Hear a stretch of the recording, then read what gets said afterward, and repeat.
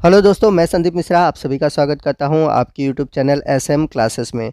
जैसा कि दोस्तों मैं आप सभी को बीएससी फर्स्ट ईयर जूलॉजी के अंतर्गत फर्स्ट पेपर पढ़ा रहा हूं, जिसमें कि फर्स्ट पार्ट में हमने basis of animal kingdom classification को स्टार्ट किया था और ये हमारा उस टॉपिक से रिलेटेड सेकंड पार्ट है।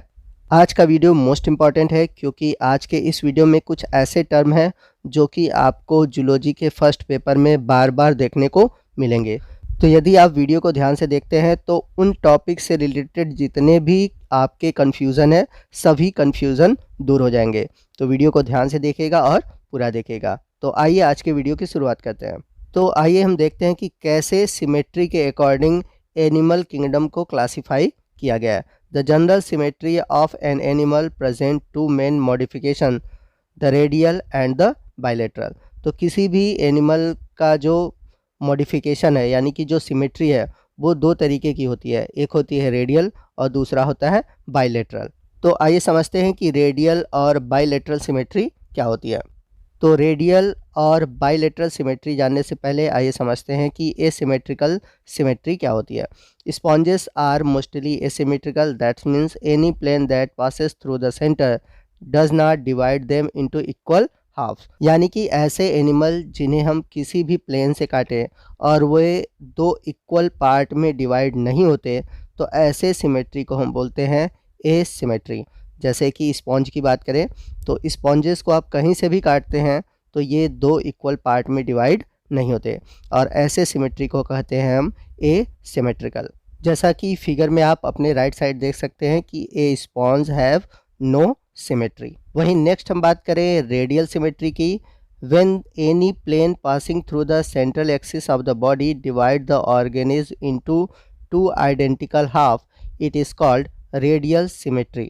तो जैसा कि आप डायग्राम में देख सकते हैं कि यदि हम इसे सेंट्रल एक्सिस से किसी भी प्लेन से कट करते हैं तो यह इक्वल पार्ट में डिवाइड होता है। तो जब भी कोई एनिमल सेंट्रल एक्सिस से डिवाइड करने पर दो इक्वल पार्ट में डिवाइड होता है तो ऐसे सिमेट्री को हम बोलते हैं रेडियल सिमेट्री। फॉर एग्जांपल बात करते हैं सिलेंट्रेट, टिनोफोर्स एंड इकाइनोडर्म्स। वही बात करें हम बाइलेटरल सिमेट्री की, where the body can be divide into identical left and right half in only one plane exhibit bilateral symmetry. यानी कि ऐसे एनिमल जिन्हें हम किसी एक प्लेन से काटते हैं तो उनका जो लेफ़्ट और राइट होता है वो आइडेंटिकल होता है। यानी कि ऐसे एनिमल को हम किसी एक ही प्लेन से दो इक्वल पार्ट में डिवाइड कर सकते हैं और इस तरह की जो सिमेट्री होती है उसे हम बोलते हैं बाइलेटरल सिमेट्री। तो जैसा कि आप फिगर में देख सकते हैं। तो यदि हम बात करें बाइलेटरल सिमेट्री के एग्जाम्पल की तो एनिलीड्स, आर्थ्रोपोड्स, इन सभी में आपको बाइलेटरल सिमेट्री देखने को मिलता है।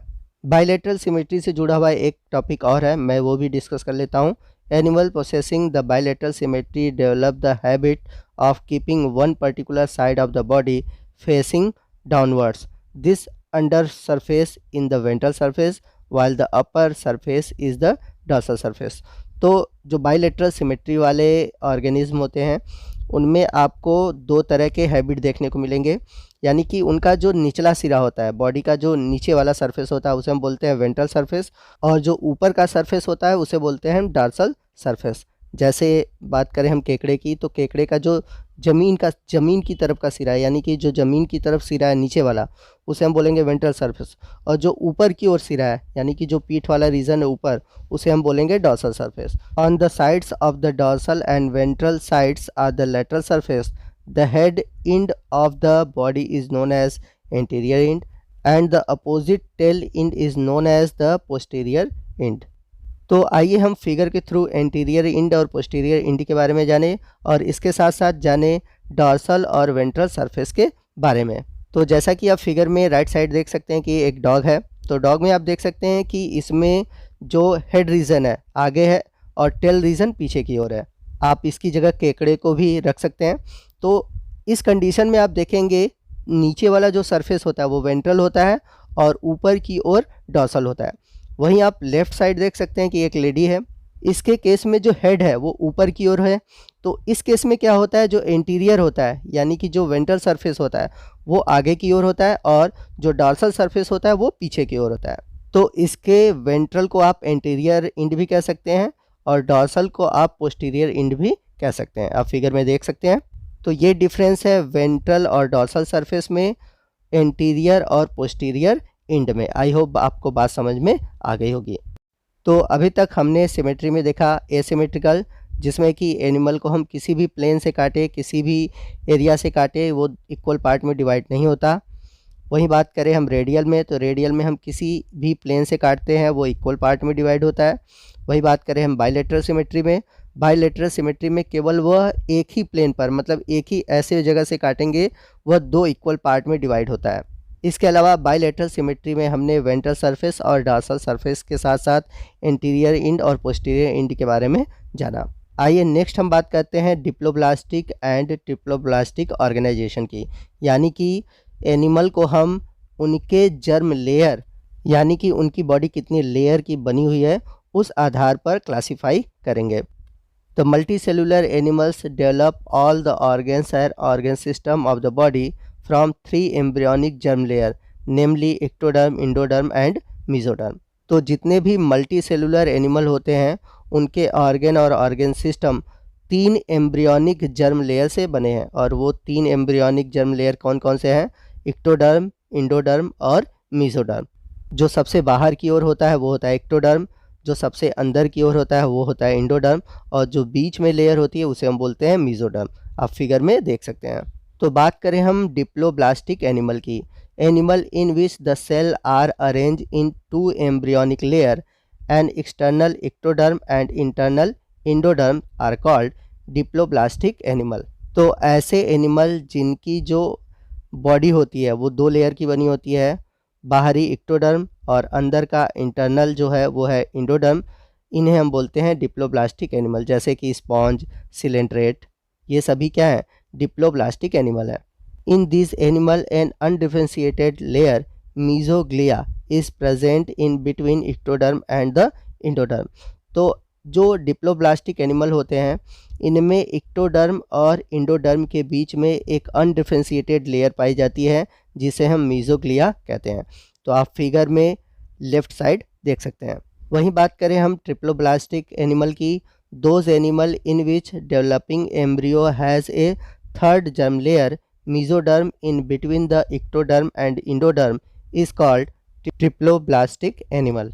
तो ऐसे एनिमल जिनके एम्ब्रियोनिक डेवलपमेंट के बाद 3 जर्म लेयर बनते हैं, यानी कि एक्टोडर्म और इंडोडर्म के साथ साथ बीच में मेसोडर्म पाई जाती है, उसे हम ट्रिप्लोब्लास्टिक एनिमल कहते हैं। जैसे हम बात करें प्लेटीहेल्मिन्थीज और कॉर्डेट्स, ये सभी ट्रिप्लोब्लास्टिक एनिमल हैं। तो आप फिगर में देख सकते हैं राइट साइड, यानी कि बी में आपको एक्टोडर्म, मेसोडर्म और इंडोडर्म तीनों लेयर देखने को मिलता है। तो इसमें जो मेसोडर्म लेयर है ये वेल डेवलप है, लेकिन अगर हम बात करें डिप्लोब्लास्टिक में तो आप देख सकते हैं, मैंने बताया था अनडिफरेंशिएटेड सेल पाई जाती है जिसे हम बोलते हैं मीजोग्लिया। आइए नेक्स्ट हम बात करते हैं द बॉडी कैविटी, जिसे हम कहते हैं सीलोम। तो बॉडी कैविटी यानी कि सीलोम के आधार पर कैसे एनिमल को क्लासीफाई किया गया है, इसके बारे में जानते हैं। बड़ा ही इंपॉर्टेंट है, मोस्ट इंपॉर्टेंट है, आपके एग्जाम में इसे क्वेश्चन बनते हैं। तो आइए देखते हैं कि सीलोम की डिफिनीशन क्या है। The body cavity which is lined by mesoderm is called coelom and those animal processing coelom are termed as coelomate animal.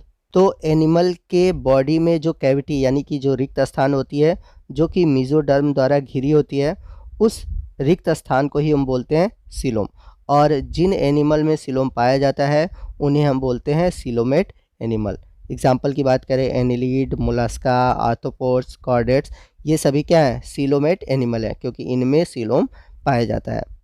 तो जैसा कि आप फिगर में राइट साइड देख सकते हैं कि आपको सीलोम वाले स्थान पर आपको कैविटी देखने को मिलती है, यानी कि बॉडी कैविटी देखने को मिलती है। तो जिनमें यानी कि जिन एनिमल में ट्रू बॉडी कैविटी होती है उन्हें हम बोलते हैं सीलोमेट। जैसा कि एग्जांपल मैंने आपको बताया है एनिलीड्स, आर्थ्रोपोड और chordates. In some animals the body cavity is not lines by mesoderm, instead the mesoderm is present as scattered pouch in between the ectoderm and endoderm. Such a body cavity is called pseudocoelom and the animal processing them are called pseudocoelomate, for example aschelminthes.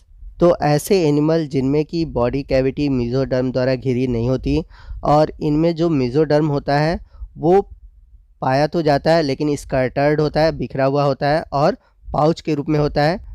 तो इस प्रकार के coelom को हम बोलते हैं pseudocoelom, और जिन animal में सीडोसिलोम पाया जाता है उन्हें हम बोलते हैं सीडोसिलोमेट।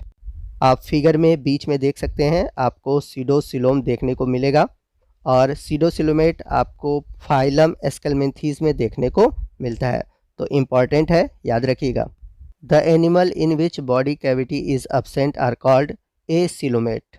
तो ऐसे एनिमल जिनमें की बॉडी कैविटी नहीं पाई जाती उन्हें हम बोलते हैं एसिलोमेट, फॉर एग्जांपल प्लेटीहेलमिन्थेस।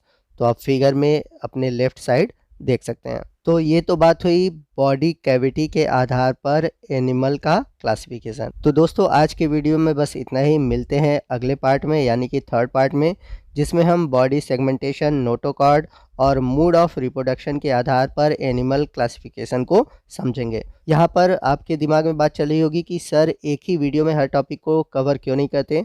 तो मैं आपको बता दूं कि एक ही वीडियो में अगर मैं हर एक टॉपिक को कवर करता हूँ तो सभी टॉपिक को मैं आपको डिस्क्राइब करके यानी कि डिटेल में नहीं बता पाऊँगा, क्योंकि इतना समय नहीं होता कि हर एक टॉपिक को एक ही वीडियो में कवर किया जा सके। इसलिए मैं अलग अलग वीडियो में यानी कि अलग अलग पार्ट में हर एक टॉपिक को कवर करता हूं। तो थोड़ा सा वीडियो लंबा तो होता है लेकिन आपको हर एक टॉपिक ईजिली समझ में आता है। इसलिए इस टॉपिक को हम यानी कि जो अगला टॉपिक है उसे हम अगले पार्ट में डिस्कस करेंगे। तो आपको आज का वीडियो कैसा लगा आप कमेंट करके ज़रूर बताइएगा। वीडियो अच्छा लगा हो तो वीडियो को लाइक और शेयर करना मत भूलिएगा। और यदि आप हमारे चैनल पर नए हैं और अभी तक आपने हमारे चैनल को सब्सक्राइब नहीं किया है तो प्लीज़ हमारे चैनल को सब्सक्राइब कर लीजिए और बगल में जो बेल आइकन है उसे प्रेस करना मत भूलिएगा, ताकि जब भी मैं इस तरह की वीडियो अपलोड करूँ उसका नोटिफिकेशन आपको मिलता रहे। तो मिलते हैं अगले वीडियो में अगले टॉपिक के साथ। तब तक के लिए जय हिंद, जय भारत।